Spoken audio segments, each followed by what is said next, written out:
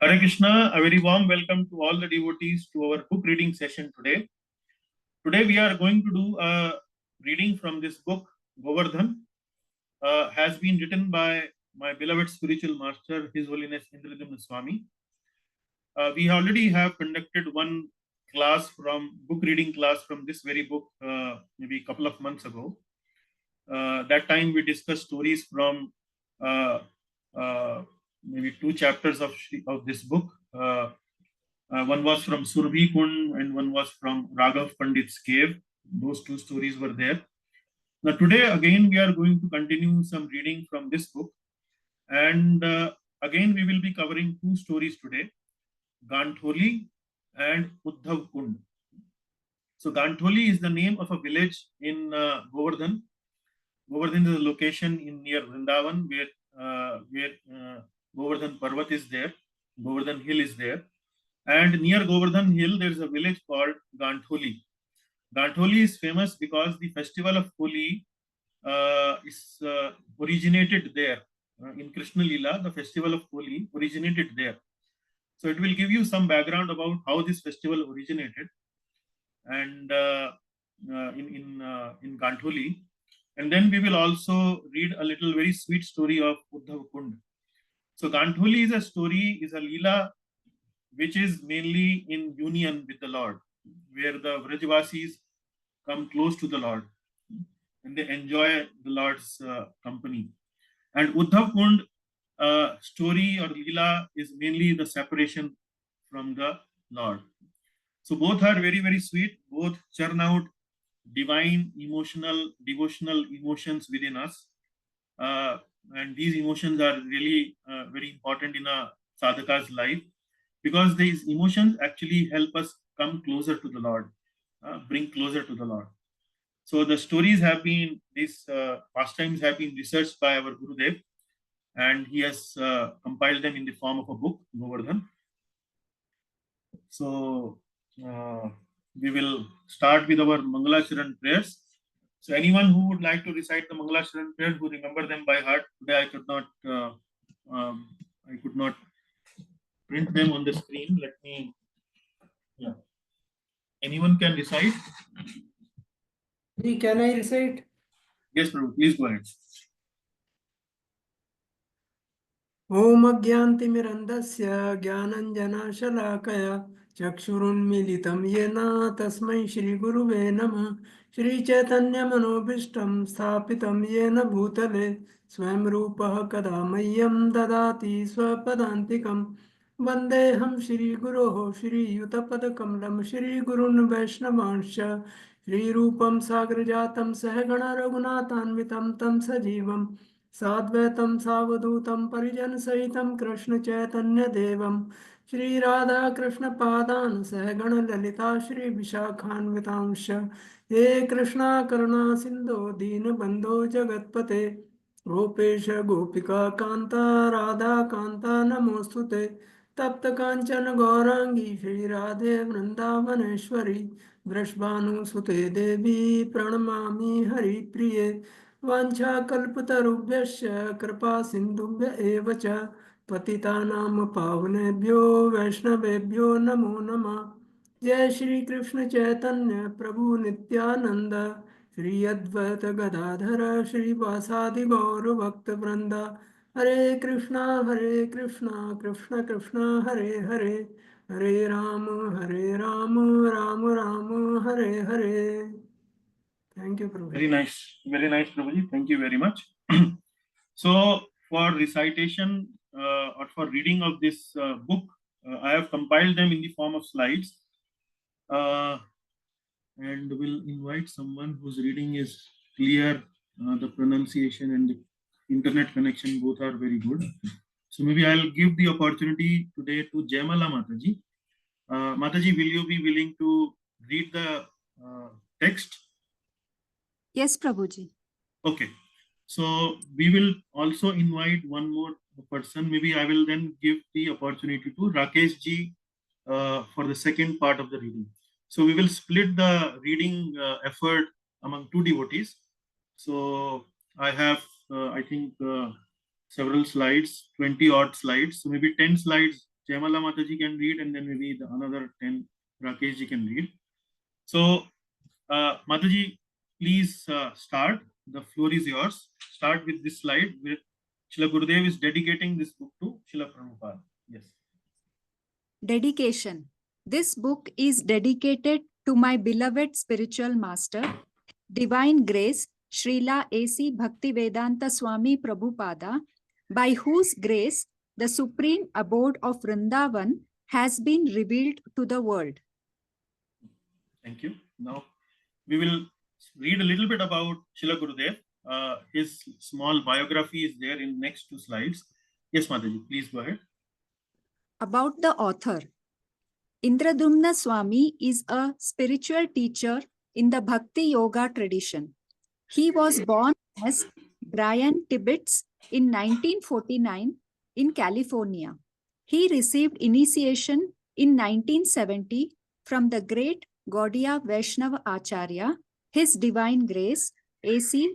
Bhaktivedanta Swami, the founder of the International Society for Krishna Consciousness. A year later, he received an important instruction from his spiritual master: preach boldly and have faith in the holy names. Taking his master's words to heart, in 1979, at the age of 29, he entered the renounced order of life, sannyasa. In the last 40 years, he has circled the globe over 35 times, expounding the glory of the holy names and preaching the message of pure transcendental love of God. Now, famously, he is known as the traveling monk. Since 1990, Indradyumna Swami has been organizing massive events that are attracting hundreds of thousands of people to authentic spiritual life. His annual Festival of India tour has traveled to 10 countries spanning 6 continents, introducing the rich spiritual heritage of Bhakti Yoga. His Krishna's Village of Peace is an integral part of the largest open-air event in Europe, Paul and Rock Festival, which is being attended by close to 1 million people each summer. Yes, Mataji, please continue. Indradyumna Swami also acts as a spiritual guide for hundreds of thousands of people in the world, including his disciples, followers, and well-wishers.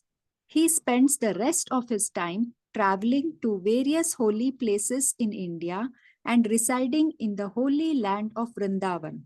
His annual Kartik Parikrama draws hundreds of devotees who then visit different holy sites in Vraj, immersing themselves in Kirtana and Krishna Katha.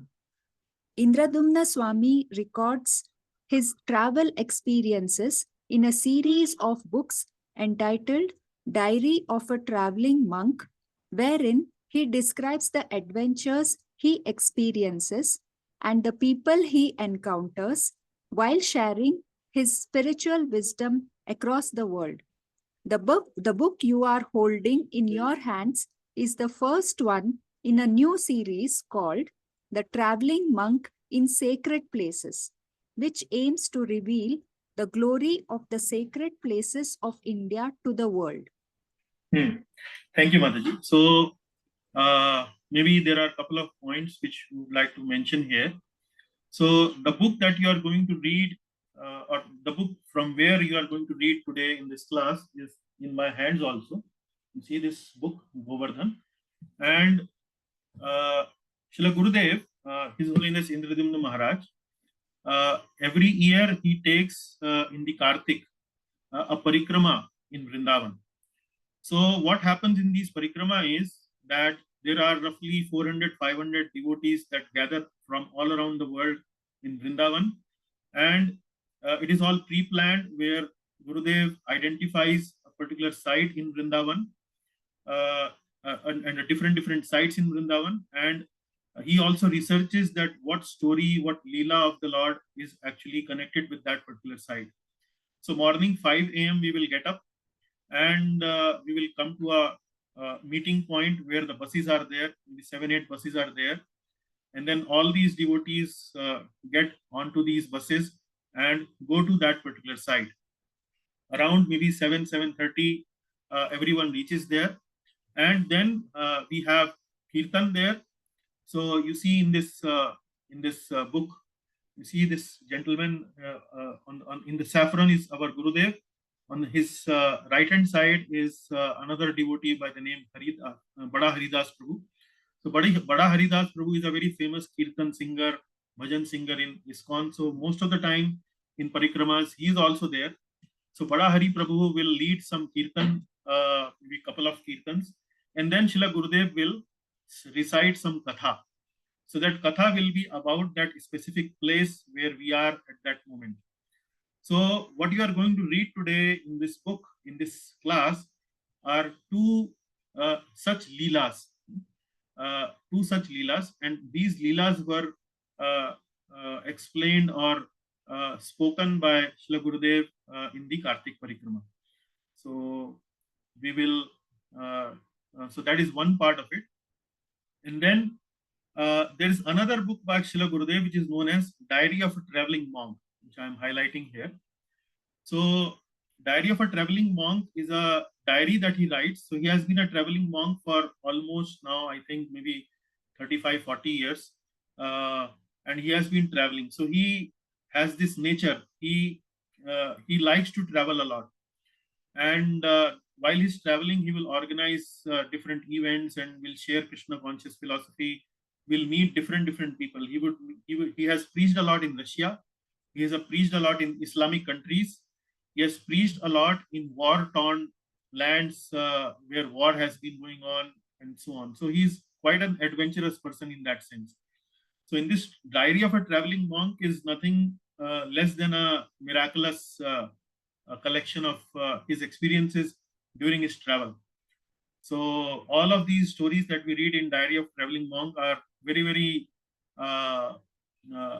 enriching, very devotional, very simple yet very impactful accounts of Krishna Bhakti is spreading all around the world. So personally, I also got connected to Krishna consciousness through by reading Diary of a Traveling Monk. So very close to my heart, this document, this book. Okay, so with that little introduction, we will start the story of Gandholi. So this is a very sweet pastime, a holy pastime between the cowherd boys of Vrindavan and the cowherd girls, the gopis of Vrindavan. So this place is a small village near Govardhan in Vrindavan, where the festival of Holi actually started, Gandholi. So this is a picture which depicts the pastime that we are going to read today. So we'll request Jamala Mataji to continue to read this pastime. Yes, Mataji. Just the thought that their beloved Krishna may leave Vraj disturbed the gopis. They are always hankering for Krishna's association. Even the thought of possible separation hurts their hearts. They were thinking, this might happen. He might leave us. To counteract the poison of those thoughts that lingered in the air, it is like when you take camphor out from the room, but the scent is still lingering. This mood of separation was still lingering. To counteract that, the Vrajvasis decided to have Holi, the festival of colors. Then there would be a lot of colors, a lot of joy, and a lot of association with Krishna, with Radha, the gopis, and the cowherd boys. It would be the opposite of separation. So they decided to have Holi. This is the real news, not who won the presidential election, Clinton or Trump. This is the real news. Elections come and go, but these pastimes are eternally present. We can always discuss them and constantly relish them. When you think of Holi, maybe the first thing that comes to mind is Gaur Purnima in Mayapur, when you do not even go out of your house so as not to get colors in your face. But our acharyas describe Holi in spiritual Vrindavan as when the gopis and the gopas paint Vraj and each other with the colors of love. So this is a little introduction that Srila Gurudev is giving while telling you about Gantholi. So what happened was that maybe the gopis understood that Lord Krishna might leave Vrindavan soon, and they were expecting that they will be separated from Lord Krishna, and their mind and their heart was filled with this poisonous thought that he will be separated from us and what we will do and so on. So they wanted to they wanted to counteract this negativity that was going on in the minds of the Vrajvasis. And they thought that why thought about separation? Why think about separation? Let us celebrate some festival, and let us celebrate some festival like Holi. And that's how they decided to organize this festival, Holi. So Gurudev is sharing that the news that is there in spiritual world is actually the news, and not these kind of news that who won the election and so on. So that is something which he adds on to this description. Yes, Mataji, please continue. The Vrajvasis did not want to think of separation, just like we do not want to think that this parikrama is going to end in a few days. Yes, we are a little tired. There is a little flu going around and so many infections. But how is it going to finish? Are we going to go back home? How is it possible? Every day we are at some nectar spot, experiencing so much katha, so much kirtan, so many transcendental experiences. It is going to finish. The curtain will just fall. I do not even want to think about it. There is only one concession, the Polski tour. That is also very deep. It is full of rasa. It is very joyful. It is the same as parikrama. We are so fortunate that we have preaching and that we have Vraj. This is our life. As Prabhupada left Vrindavan to preach, we will also leave Vrindavan to preach. When Prabhupada wanted a break, he would come back to Vraj. We will come back to Vraj as many years in this lifetime as possible.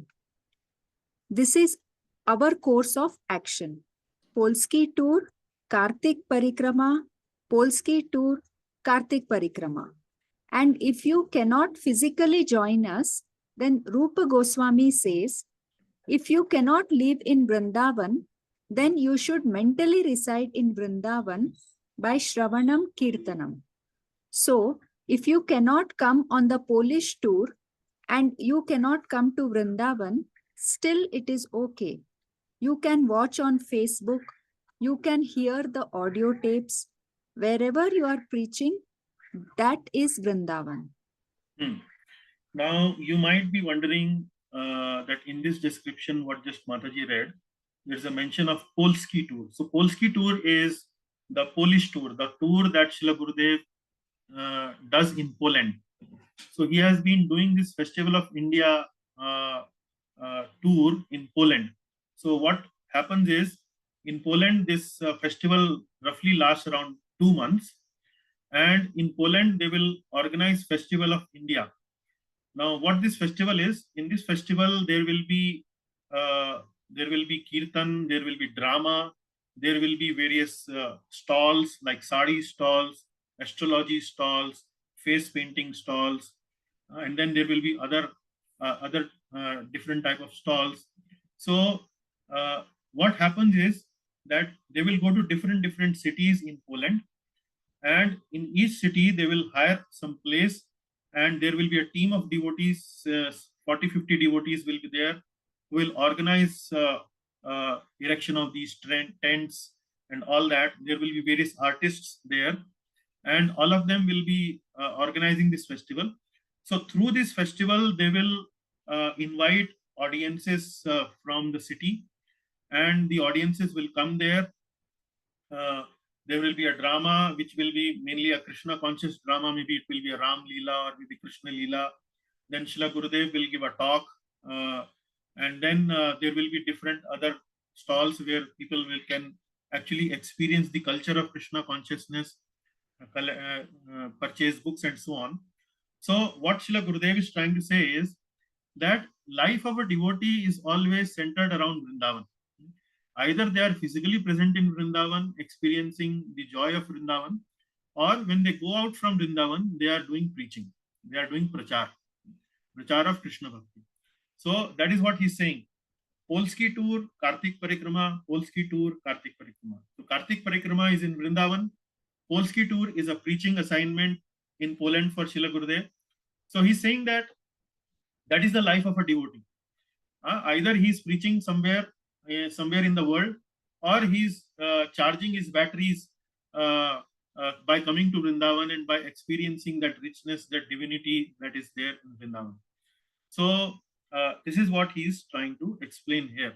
And then he continues to say that for some reason, if you are not able to come to Vrindavan, then at least mentally be in Vrindavan. How can we be mentally in Vrindavan? By continue to connect with Krishna conscious activities. We can still be in Vrindavan. Maybe we are not physically in Vrindavan.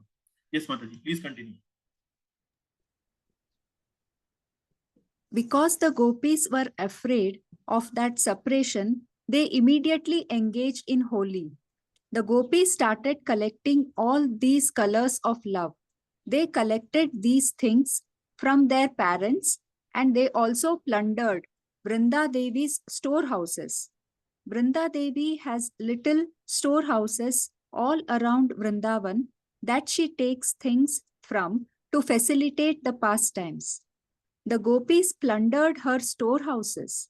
They obtained the missing dyes, the most unbelievable colors from the desire trees, the kalpavriksha trees. Those substances are meant to spray on whom? Krishna and his rascal friends, the cowherd boys. Through Shuka and Sari, the two parrots who spread the messages, Krishna learned that the gopis were preparing for Holi. He called out for all the cowherd boys. They held an Ishtagoshti and they planned to attack the gopis first. Meanwhile, Madhumangal was getting hungry. The boys' meeting was going too long. Madhumangal thought he would just speed up the pastime.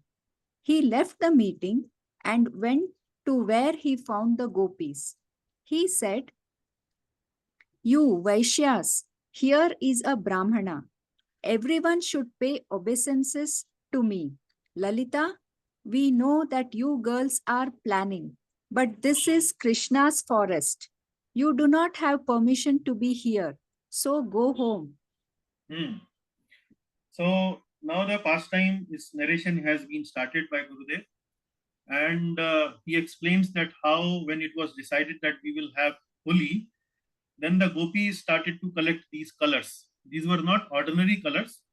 They were collecting these colors from the kalpavriksha trees, desire trees. So they were very special colors, and they are going to use these colors on Lord Krishna. And Lord Krishna's team was also preparing for Holi, and in order to prepare for it, he called out a meeting that all the gopas, the cowherd boys, will assemble together, and then they will make strategy how we will throw colors on the gopis and so on. But among these Lord Krishna and his friends, there was one character by the name Madhumangal. So you might have heard about this boy Madhumangal. He's a gopa, he's a cowherd boy. And famous about Madhumangal is that he is a Brahmana by birth. So many times he will boast about that he's a Brahmana. Now, he's also famous for eating laddus, Madhumangal. So Madhumangal became a little uneasy that this meeting is going on, this planning is going on. I don't want to sit in this planning business. Let me go to the gopis camp and speed up the things, speed up these activities. So he goes to the gopis camp and then starts to challenge the gopis, that you should pay me obeisances, you should not plan anything, you can't do anything. It is actually Krishna's forest and you don't have any permission to, you should go home. So that's how he starts to uh, uh, play some tricks with the gopis. So let us see what happens next. Yes. Lalita said to Madhumangal, "You are speaking very bravely, but you are one against 10,000. You realize that?" She ordered the gopis, "Get him, girls." The gopis were just in the midst of preparing the huge pots of red and purple dyes. They came and poured all this red and purple dye on Madhumangal. Madhumangal called out, "Krishna, save me. I have been captured by the gopis." Krishna and the cowherd boys just got everything together. Krishna said, "Charge." The acharyas describe that after a few minutes, there were two great armies facing each other, thousands of gopas and gopis. From about 1 kilometer away, this is a transcendental pastime.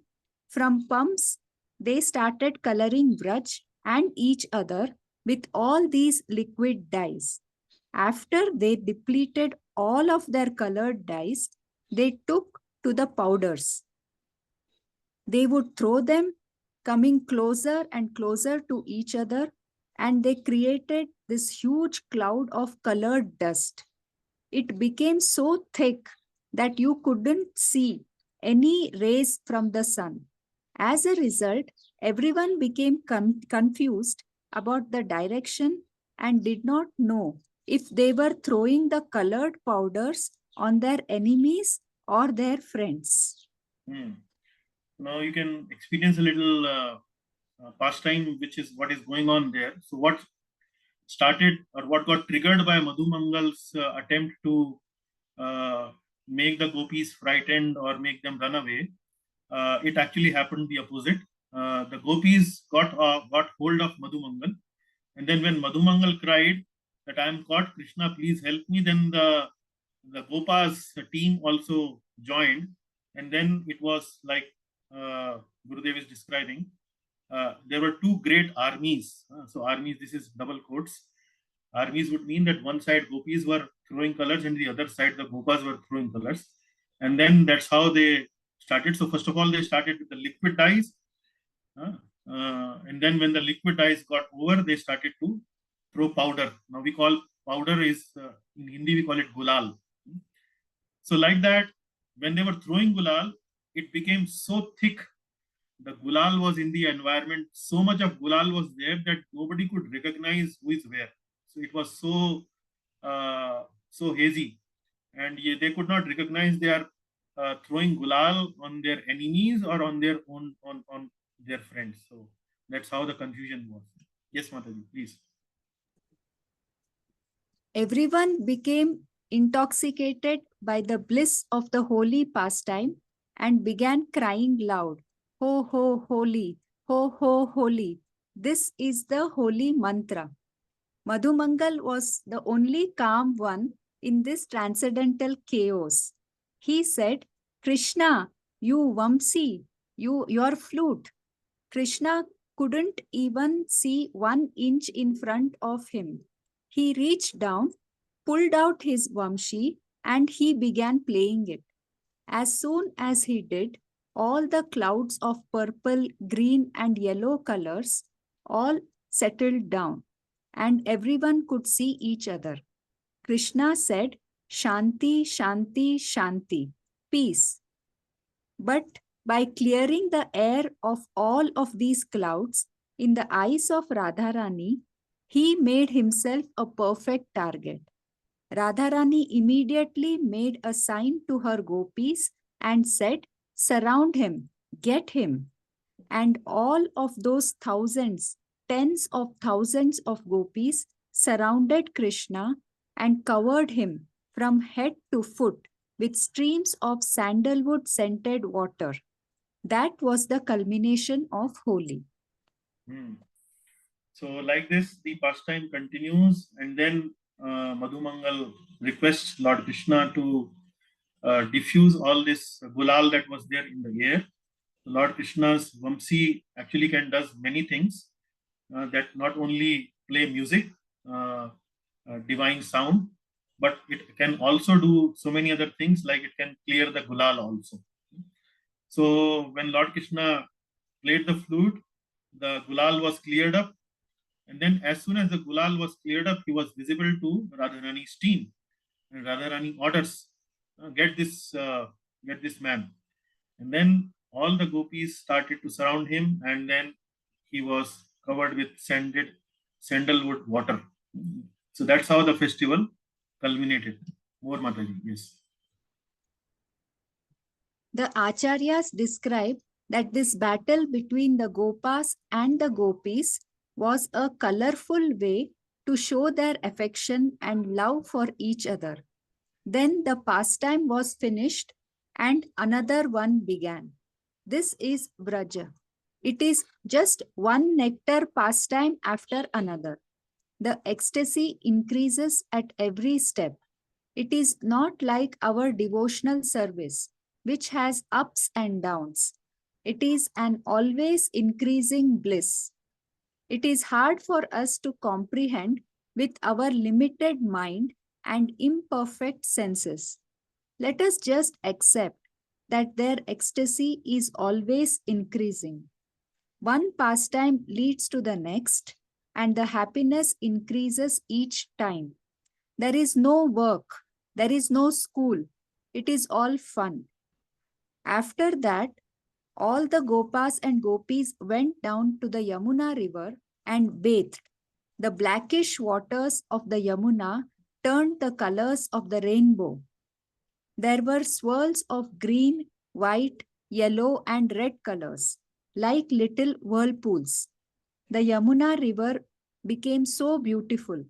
Then everyone came out and changed into fresh garments, and Radha and her friends went back to Varsana, and Krishna and his friends went back to Nandagrama. Holi ki jai, Gantholi ki jai, Jai Jai Shri Radhesham.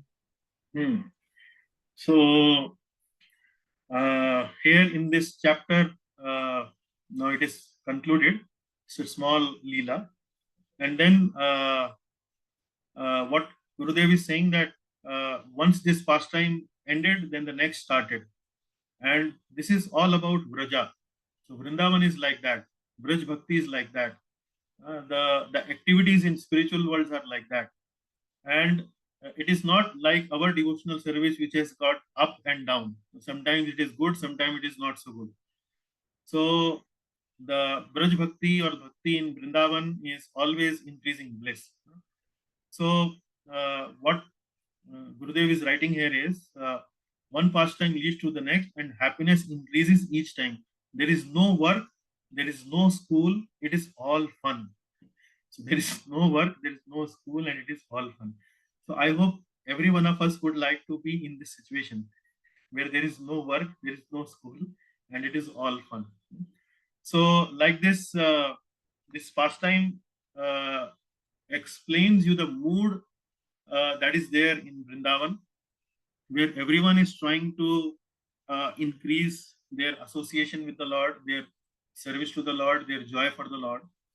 So what we should try to understand from these pastime is that by reading these pastimes, our desire to be in such a pastime should actually increase. We also would like to be in the team of Radharani like gopis, or maybe in the team of Lord Krishna as gopas, so that the emotional, the devotional, emotional content of these pastime should develop a small taste for Lord Krishna's service, Lord Krishna's Leela, and then there is no work, there is no school, it is all fun. That's what a devotee actually is hankering for in his life. At the end of the devotional life. Actually, devotional life never ends, but devotional life means in this material world. So to be with the Lord, to be with his associates, enjoying and having all the fun like what they are having in this pastime. So any reflections from the devotees assembled here? Anything would you like to share about this pastime? What did you like about it? What did you enjoy about it? Maybe 5 minutes we can spend on that.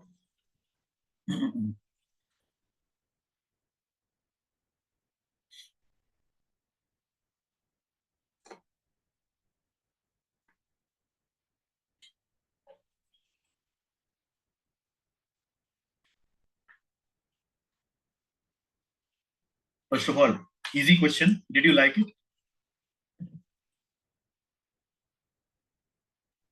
It's kind of Thank you very mentally, it much. takes you there. It takes you there mentally. Okay. Yes, Shivan Prabhu. So you were playing Holi with in Vrindavan?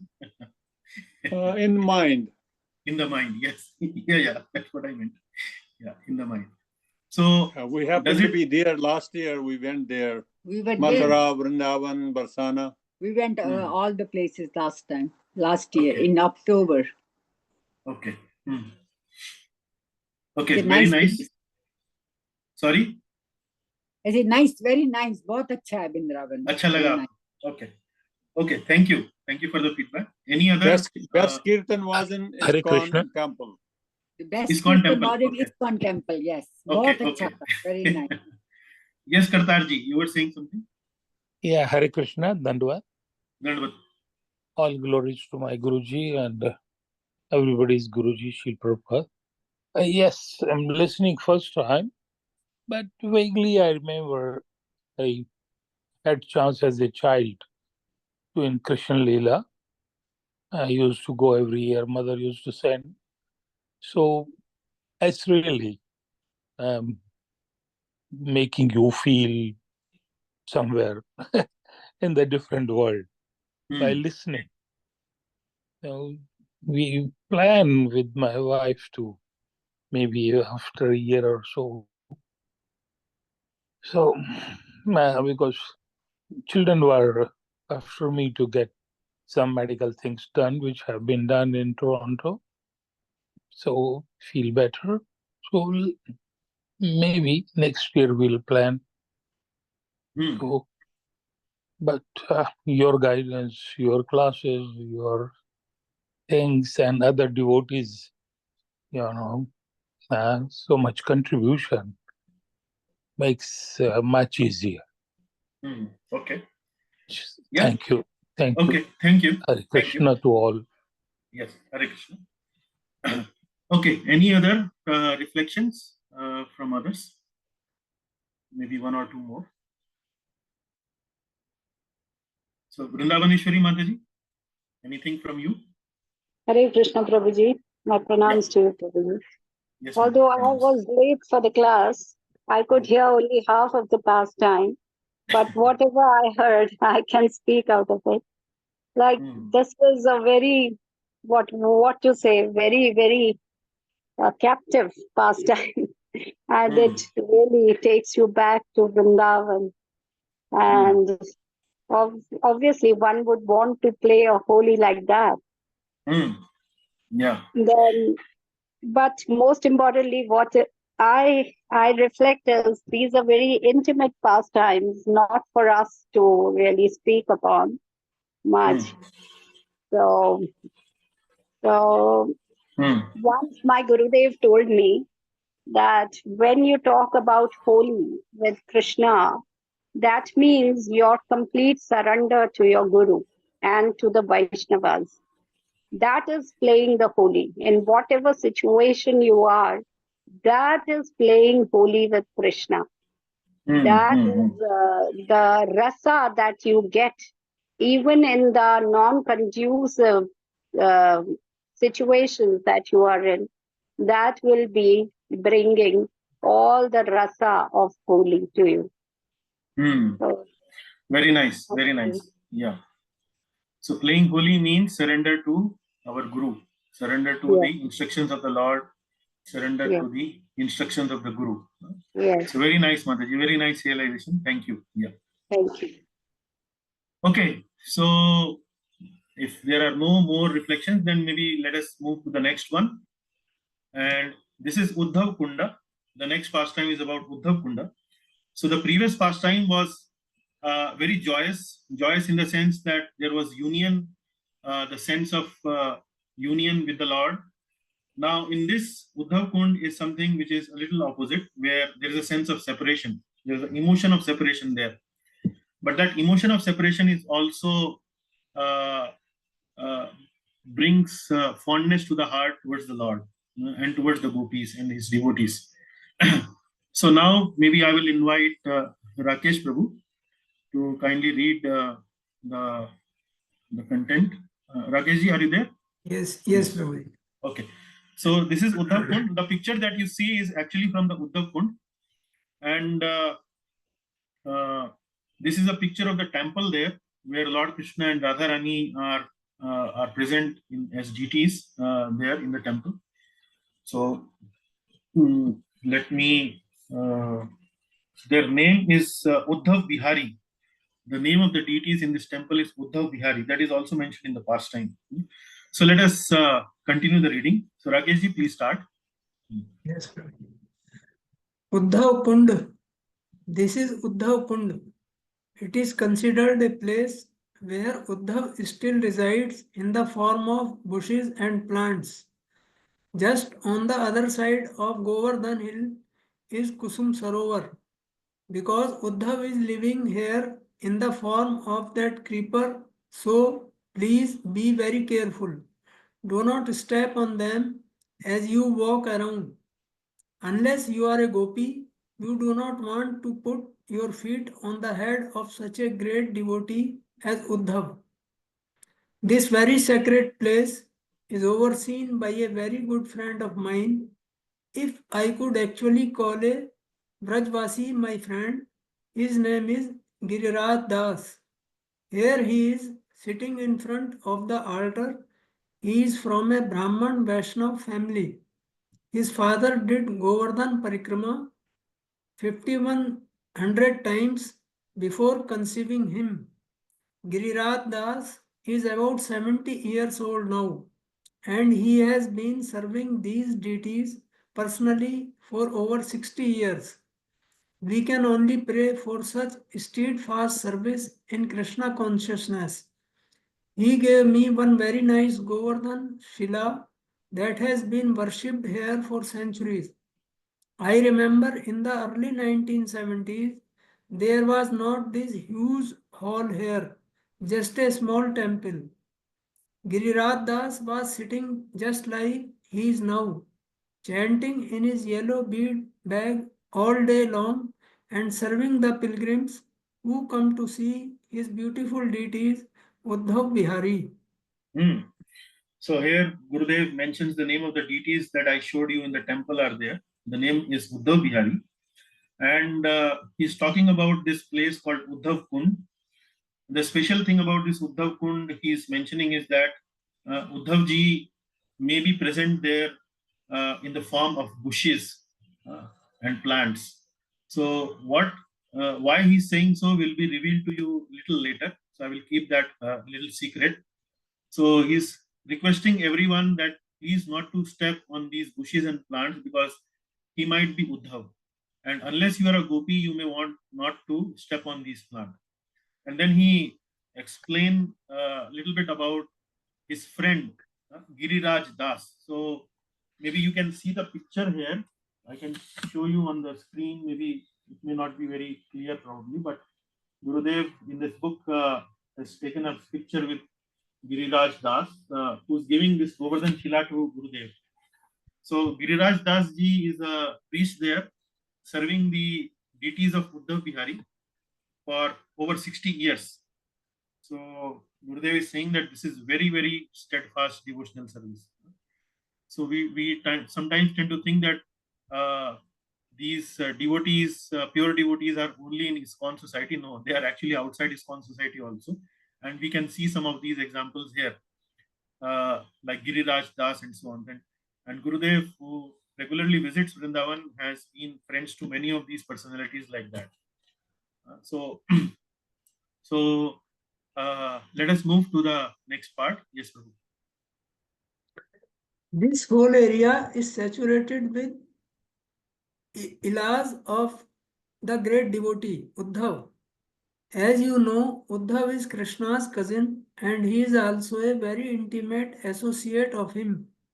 He is so much absorbed in Krishna's transcendental form, his personality, his characteristics, his pastimes, that his own form resembles Krishna almost in every respect. When Krishna sent Uddhav to Vrindavan, Uddhav looked almost exactly like Krishna. Some of the Vrajvasis were almost fooled. Uddhav is actually an associate of the Lord in Dwarka. That is his place of residence. We call the place of residence where we live and the service that we do Prabhu Dutt Desh. Desh.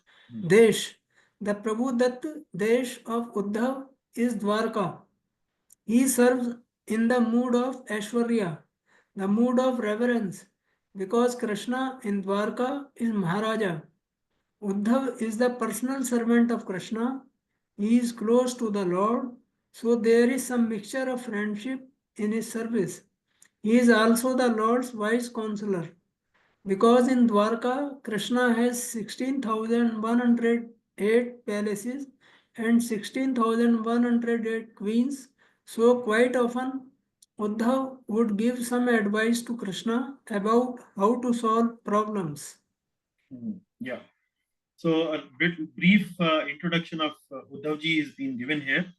So the first paragraph tells you about how he looks like. He very much looks like Lord Krishna. He's also having a bluish, blackish bluish color hue on his body, and he's so similar to Krishna that sometimes people get bewildered. Is it Krishna or is it someone else? And then a little bit about his relationship with Lord Krishna is being described in the second paragraph, where Uddhavji is being told that Uddhavji is actually being narrated as a friend of Krishna, as a personal counselor of Krishna, and Dwarka is actually the place of service for Uddhavji. So that is what place of service, that is in Sanskrit they call it Prabhu Datt Desh. Prabhu Datt Desh, I think that means that a place which has been given to you by the Lord for the service. So we call where we live, we call it our residence, but where we do our service, we call it Prabhu Datt Desh. So that is how he's a personal counselor, he's a very good friend, he's a very good associate of the Lord. So that is the relationship with Uddhavji is being described here. Okay, move next. Yeah, yes, Prabhu. When Krishna was in Dwarka, he would constantly remember his devotees in Vrindavan. He could not forget for a second the loving intimate exchanges with his devotees in Vrindavan. He decided to send them a message, and the person he chose to deliver that message to Vrindavan was his very close associate Uddhav. It is not only that Krishna sent Uddhav to Vrindavan to deliver the message particularly to his parents and the gopis, but he also wanted Uddhav to witness the exalted nature of the pure devotion of the residents of Vrindavan. Krishna thought that he could appease the residents of Vrindavan with his messages.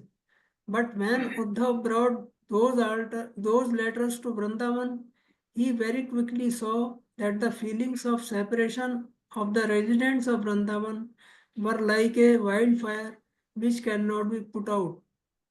To Nanda Maharaja and Mother Yashoda, Krishna wrote, "My dear mother and father, don't you worry. I am the supreme truth, the supreme personality of Godhead. Everyone is always dependent upon me. As a result of my being the absolute truth, no one can really is ever disconnected with me." He is writing like this to his mother and father. When Yashoda and Nand Maharaj read this message from Krishna, they were not very happy. They said to Uddhav, "How can it calm us down? This is not very good." Krishna says he is the supreme pure, but every day we would see him rolling in the dust of Vrindavan and getting all dirty. Hmm. So in this page, what we read is that Lord Krishna sends Uddhav to Vrindavan because Lord Krishna knew that when he left Vrindavan, the Brajavasis were shattered. The Brajavasis were feeling a lot of separation from Lord Krishna, so intense separation, because they loved Lord Krishna very, very dearly. And when Lord Krishna was leaving Vrindavan, they were really, really there, as if their world has gone upside down, as if their lives have been shattered, their life have been thrown apart. So that kind of emotion they had gone through. And Lord Krishna did not came back. When he left Vrindavan, he did not came back. So he knew that after he left Vrindavan, everyone is looking for Lord Krishna to come back. Lord Krishna told them that I will come back. So he kind of promised to them that he will come back. So everyone was waiting for Lord Krishna to come back. So that was the emotion in Vrindavan. And Lord Krishna wanted to do something for them. He personally did not go, but he sent his close associate Uddhav to Vrindavan to console them, to pacify them, specifically to the gopis and to his parents, because they were the most affected. Actually, everyone was affected, but they were the something which were the special ones who were most affected. So he wanted to send them some message to them, so that they feel a little better. They don't feel so much of separation and so on. So Uddhav thought that when he will go, he probably will pacify them. But once he came in contact with the Vrajavasis, he understood that it is very difficult to pacify them. It is not at all possible to pacify them. Their separation was like a wildfire which could not be put out. So that's the feeling Uddhavji had when he connected with these Vrajavasis. And a little detail is given of that exchange. So Uddhavji, when he gave that letter of Lord Krishna to, specifically first of all to his parents, Yashodaji and Nanda Maharaj. So what Lord Krishna writes is, I am the supreme truth. I am the supreme personality of Godhead. Everyone is always dependent upon me. I am very pure and so on. Like that, he is writing a letter to his parents. And when the parents read that letter, they felt that what kind of letter is this?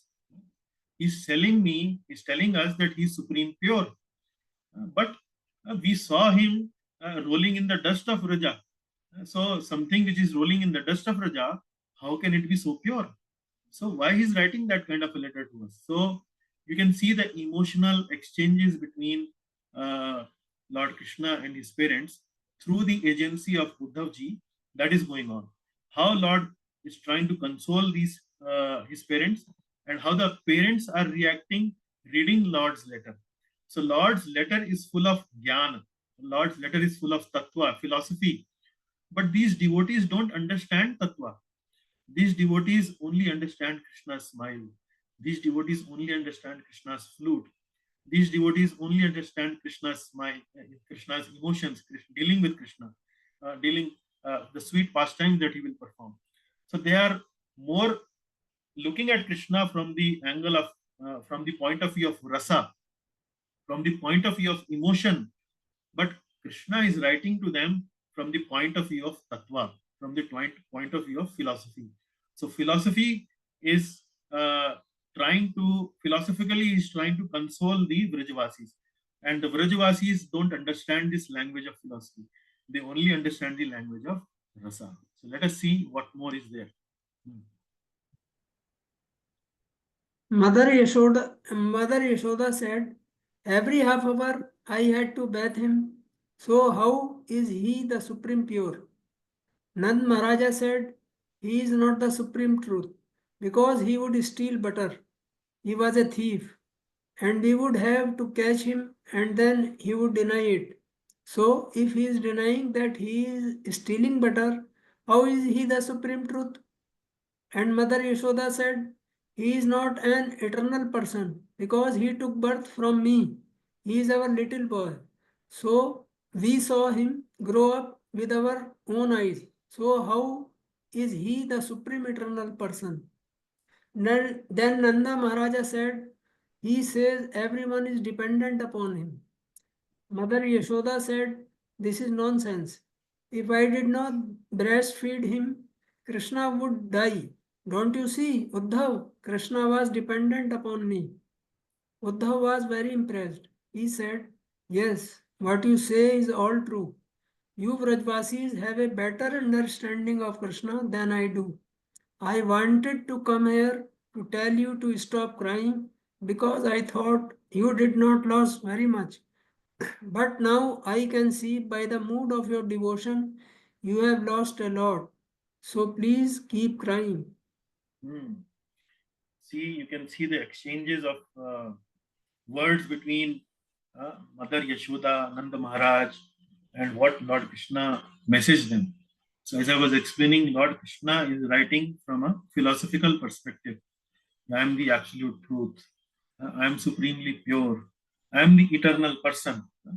And the parents don't understand this. Parents are, they want their baby Krishna back. The baby from whom they very fondly nurtured, cared, breastfed, and then cared for him so much. So they are all emotionally, devotionally looking towards Lord Krishna. But Lord Krishna is kind of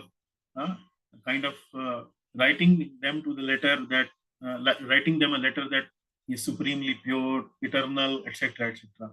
So how can the language that Lord Krishna is using can connect with their parents? So that's what Uddhav ji is mentioning here. He was very impressed. He could sense the devotion in the heart of Mother Yashoda, Nanda Maharaj, how much devotion they are having, how much separation they are feeling, how much they are crying in their heart in separation of the Lord. So that's what he says. So you have lost a lot. Earlier I thought that you didn't lose much, but by your mood, by your devotion, I can understand that you have lost a lot. So please keep crying. Please keep crying. Like that. Okay. Just wait. Then Uddhav went to see the gopis. He delivered Krishna's message to them. Krishna's message began, my dear girls, you may think that I have left you, but I have not really left you, because I am in the heart of every living entity. So, how have I left you? You can feel separation from me, but I am in every single atom. I am omnipresent. There is no need to cry like you are and lament. We are as much connected now as we ever were before. The gopis were indignant. What is this, Krishna? He is talking to us like we are some kind of jnanis, just interested in all this philosophical knowledge that he is everywhere. We know he is Dwarka, he is in Dwarka, he is not in Vrindavan. That is why we are crying. Uddhav, we don't want Krishna's philosophical letters. We want him personally, not this philosophy. Uddhav was intelligent enough to understand that these were the symptoms of ecstasy the Vrajvasis were experiencing in their separation and love for Krishna.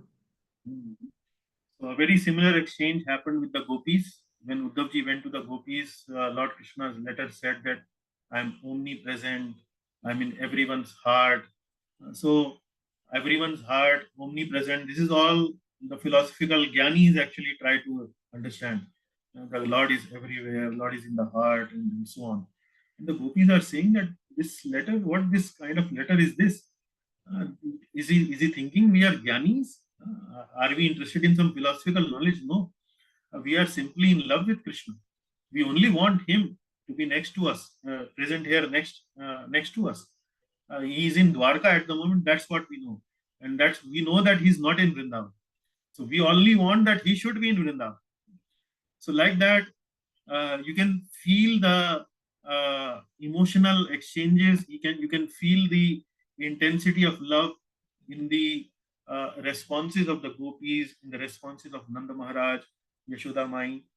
So that intensity of love that you experience by reading this is something which should also develop a little small feeling of separation from Krishna within our heart also. So that is something how we should look at these pastimes. Okay, yes, Prabhu, please go ahead. When Uddhav was leaving Vrindavan back to Dwarka, he passed through this area right here. He was thinking, I thought that I loved Krishna more than anyone. But these Vrajvasis appreciate and love him more than anyone ever has. I have never seen such elevated love for Krishna. These Vrajvasis are such great devotees that I require the dust of their feet upon my head. In the Srimad Bhagavatam, Uddhav offers a wonderful prayer. O Lord, please let me remain here in Sri Vrindavan Dham as a grass or some little plant or some little shrub, because maybe, just maybe, I will be fortunate enough that these Vrajvasi people, as they are going out, will step on me and I will get some of the dust from their lotus feet.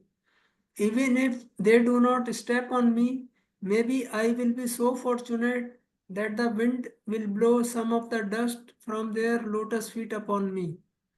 We have to be very careful here. We do not want to stray off the road onto the grass, because maybe that grass is Uddhav's waiting for the dust of the lotus feet of the gopis. So in the beginning, you remember in the past time we read where Gurudev was starting to narrate this Uddhav Kund pastime, where he says that Uddhav is living here in Uddhav Kund in a form of a plant or a shrub. So the background is here, because when Uddhavji came to these Vrajavasis, he understood the exalted nature of their devotion, the love that they carried in their hearts. Uddhav thought that I was actually loving Krishna the most. But after meeting the Vrajavasis, he understood that actually his love is nothing compared to the Vrajavasis' love. And he offers a prayer, and that is recorded in Srimad Bhagavatam, that, oh my Lord, please make me a shrub or a plant or a small creeper in this Vrajbhumi. Why? Because if these Vrajavasis will walk and by mistake, by some chance, if they step upon me, my life will be improved, my life will be successful.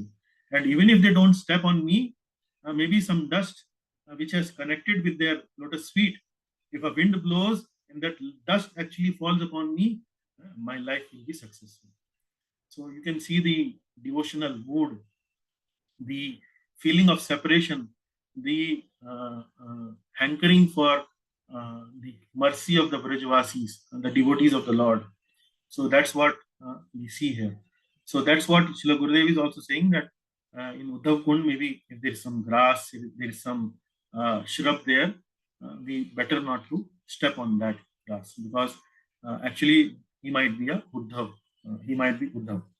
So like this, actually the Uddhav Kund pastime, the chapter in the book is a little long. But the rest of the chapter is more about Govardhan and other details, not much about Uddhav Kund. So I hope this pastime also has stimulated some emotions within your heart. The rasa, like we call in Bhakti Rasamrat Sindhu. So this is the rasa of devotion. This is the nectar of devotion that you probably might have experienced by reading some of these pastimes. So these actually emotion is most of the spiritual paths that we read or that we come across. So emotions are supposed to be restricted, specifically in the past in the path of Ashtanga Yoga. In the past of Ashtanga Yoga, Patanjali Muni says that emotion need to be restricted. Emotion need to be restricted, need to be stopped. But in the path of bhakti, this emotion has to be dovetailed towards the Lord. Although emotion can create a lot of problems also, but emotion, when dovetail towards the Lord actually can take us to the Lord. So, emotion is a very strong force within us. So, rather than restricting these emotions, if we regulate these emotions uh, towards the divine love of the Lord, that is actually the successful use of these emotions. And that is actually much easier than restricting these emotions. So that is what we read in this book called Bhakti Rasamrit Sindhu. The whole uh, idea, the whole concept of rasa. Rasa means emotions. And we are emotional beings. We cannot restrict emotions, or restricting emotion is not that easy because it's a very strong force. So what we try to do in Bhakti Yoga is to dovetail this emotion by engaging them in the love of the Lord. So these pastimes, when we see the interaction between the devotees of the Lord, like the gopis, and the Lord Himself, we can understand that how beautiful these exchanges are, how much love and how much separation they feel for the Lord, how much excitement they have when they think about the Lord.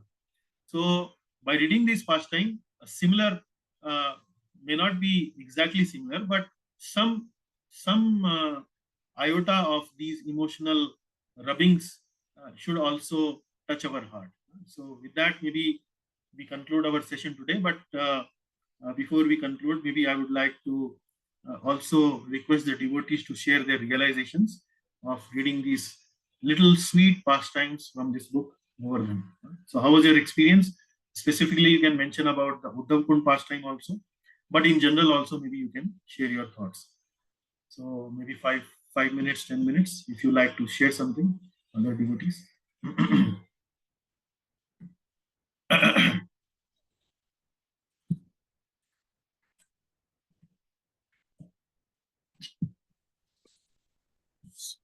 Hare Krishna, Prabhuji. Hare Krishna.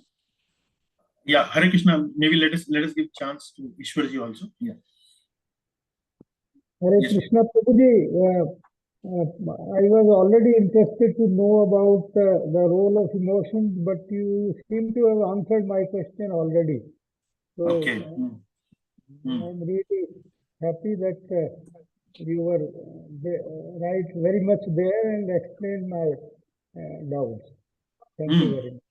Yeah. So we need to understand, as the practitioner of Bhakti Yoga, so what is the main element of Bhakti Yoga? How does Bhakti Yoga works?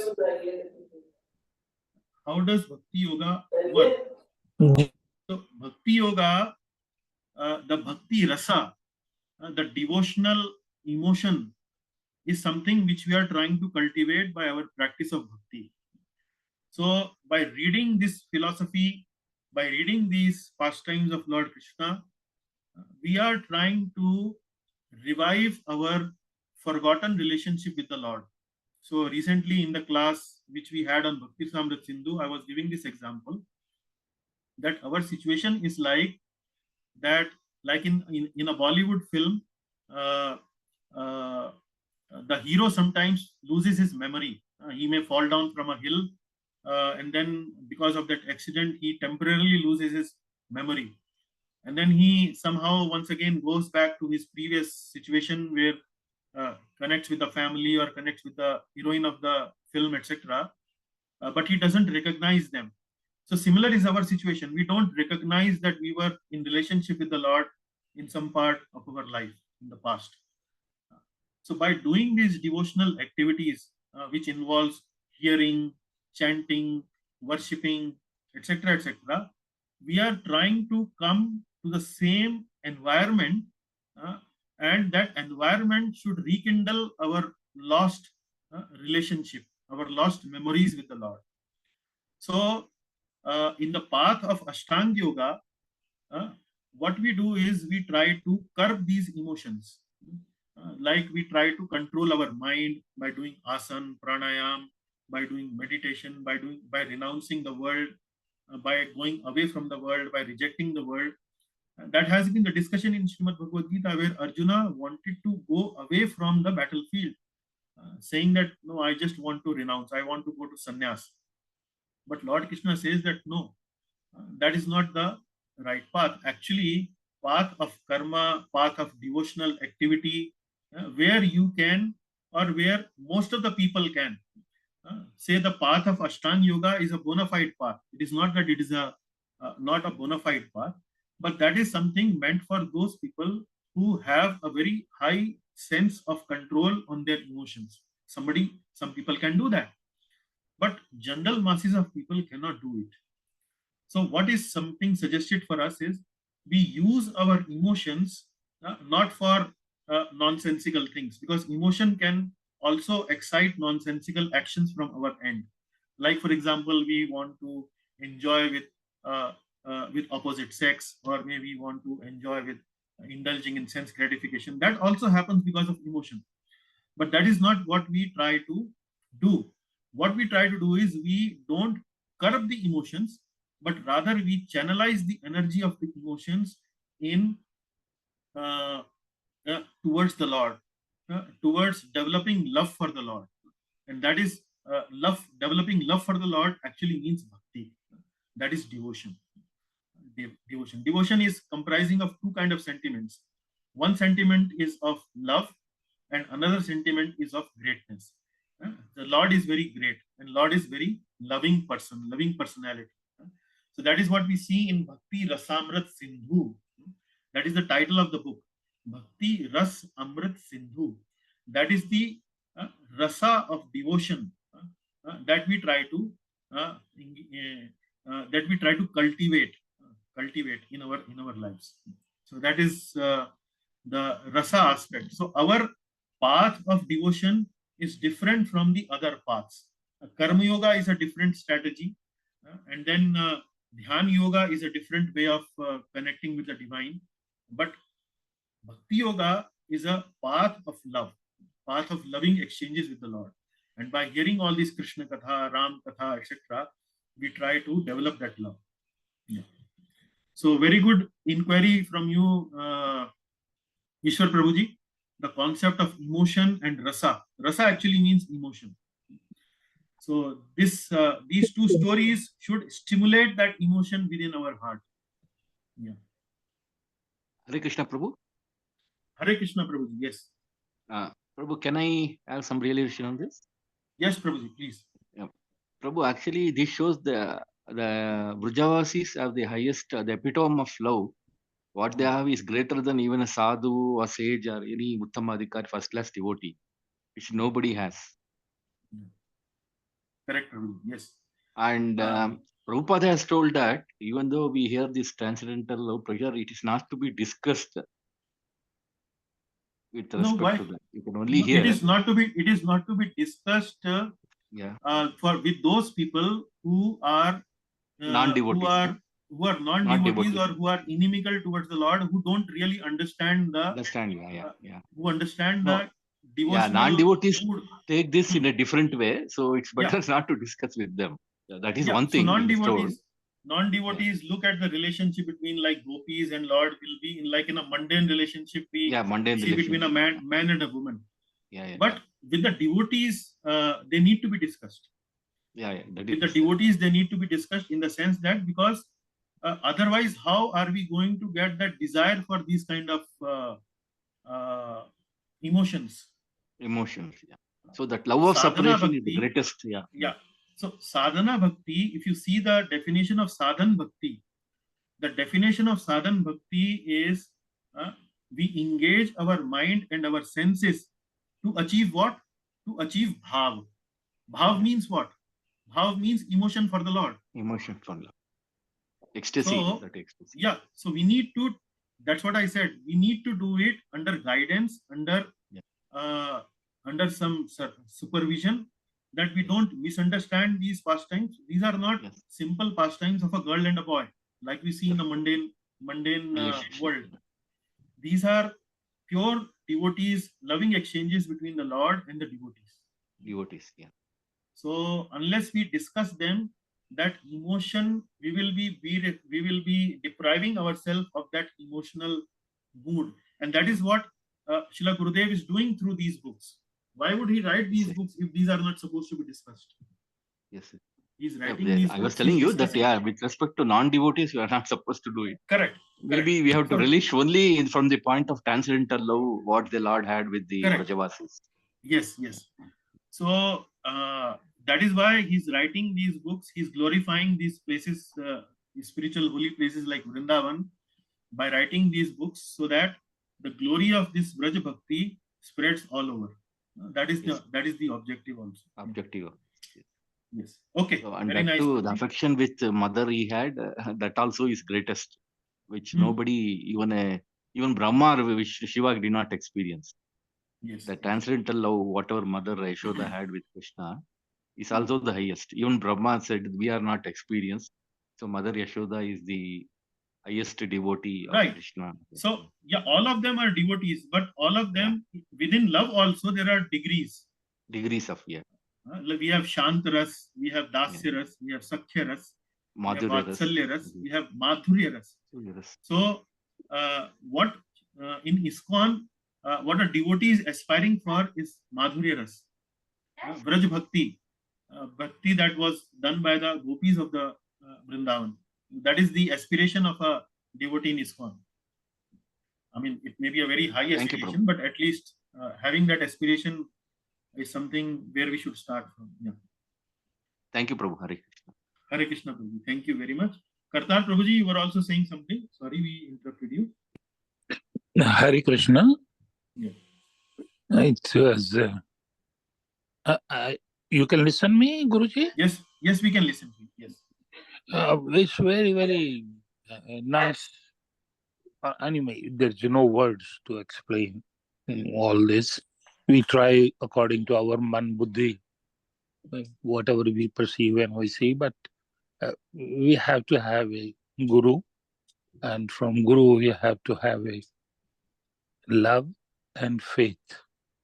I must love you and I must have a faith in you, and then it will work much better.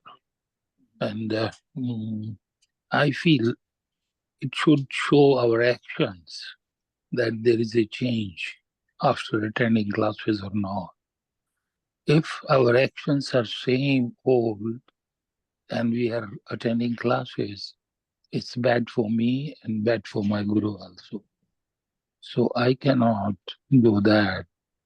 So I don't care for myself, I'm good or bad, but I have to care for my guru, because when people ask me what classes you attend, so I take name of my guru and my the faith I have in you and Srila Prabhupada and ultimately into Lord Krishna. And normally I share, and with your permission again I'll share. So there are 3 stages I'm going through: Sanmukh, Manmukh, Gurumukh.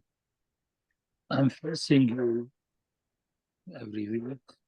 Then Manmukh, then I'm remembering, trying to retain what you are guiding me. And then with your permission, I share with others what I learned from you. So these stages have to be there. Sharing with people who are non-believers. I don't lose heart. I don't lose courage. I keep on trying. Some people take 2 times, 3 times, 10 times, 6 months, 1 year.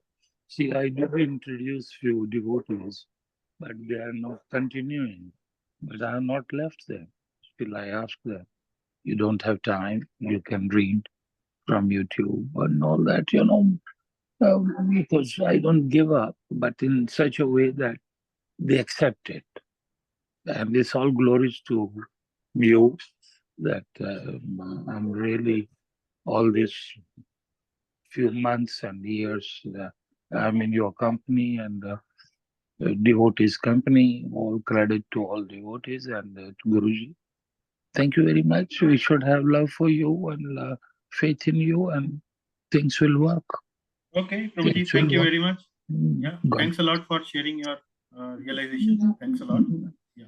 Hare Krishna. Thank Hare you very Krishna. much. Okay. Dandavad. Hare Krishna. All Dandavad. glories to you. Okay. So, so if there are any other sharings, maybe we can do that.